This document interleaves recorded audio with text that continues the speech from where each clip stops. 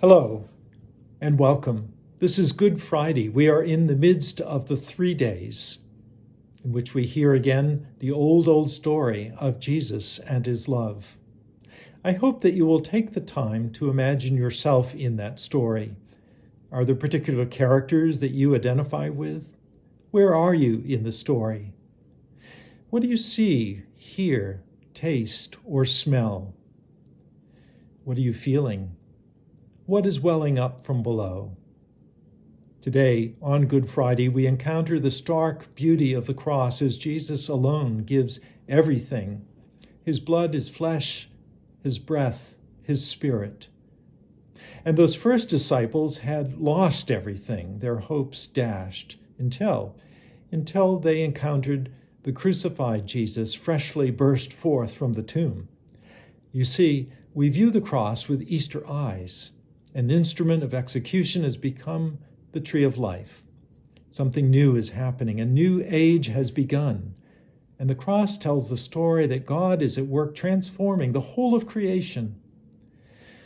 The structures of domineering power, the way of might makes right, division by race or class, exploitation for gain, all are shown to leave no teeth, have no power over us.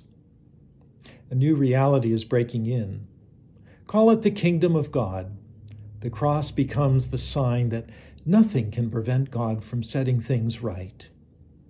You know, you and I were marked by the sign of the cross in baptism.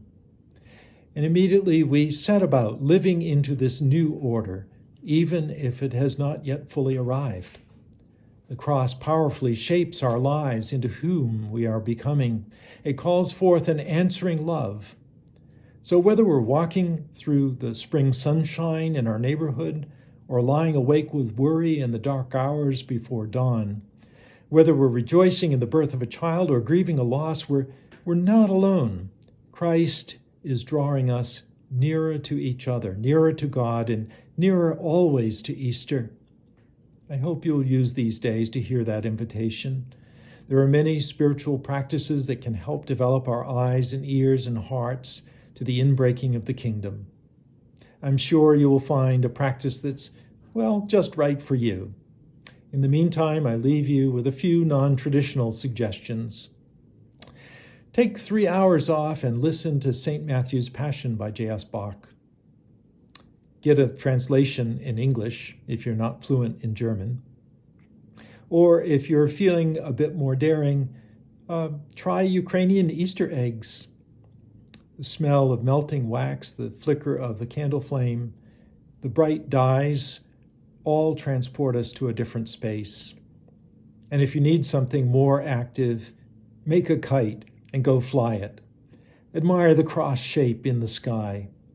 These 3 days are days of mystery and of wonder as we trace the story of God's love poured out for you and for me. I hope that you will have a blessed Triduum.